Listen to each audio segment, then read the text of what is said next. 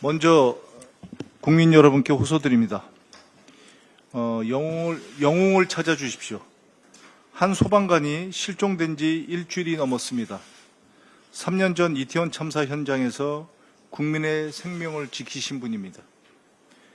참사 현장에서 얻은 깊은 상처와 고통을 안고 집을 나선 뒤 아직 가족의 품으로 돌아오지 못하고 있습니다. 작은 제보 하나, 주변의 작은 관심이 그분을 살리고 가족에게 돌려보낼 수 있습니다. 지금 경찰과 소방당국이 최선을 다해 찾고 있습니다. 국민 모두의 연대와 마음이 필요합니다. 부디 주변을 살펴주시고 기억해 주시고 제보해 주십시오. 국민의 생명을 지키다 상처 입으신 우리의 영웅을 이제는 우리가 지켜야 합니다.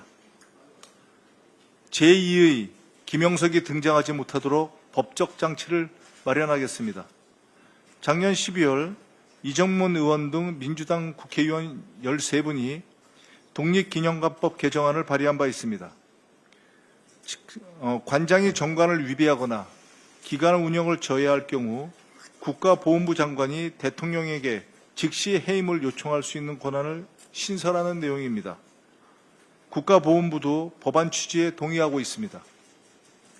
민주당은 역사적 소명과 책임감을 가지고 독립기념관법 개정에 당력을 집중하겠습니다.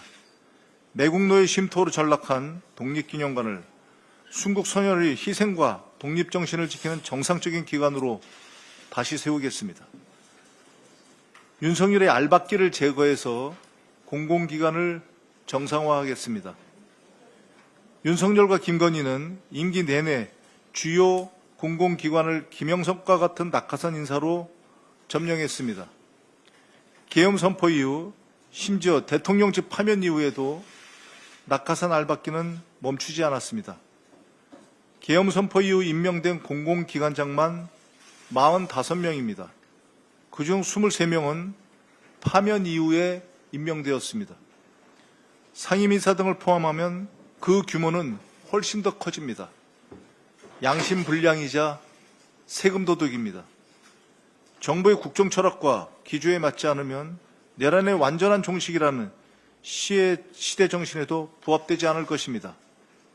대부분 김영석처럼 자질과 능력뿐만 아니라 국가관도 제대로 검증되지 않았습니다. 자리만 꿰차고 있는 무능하고 불공정 인사들은 국정의 발목을 잡고 국민의 삶을 해치게 됩니다. 민주당은 알박기를 원천봉쇄하겠습니다.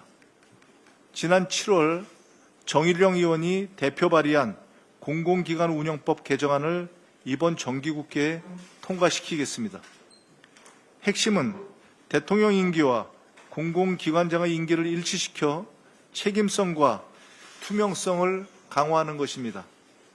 법안 검토 과정에서 필요하면 내용을 보다 명확하고 확실하게 보완하는 입법도 함께 추진하겠습니다. 민주당은 공공기관이 국민을 위해 일하고 국민의 신뢰 속에 운영되도록 제도를 바로 세우겠습니다.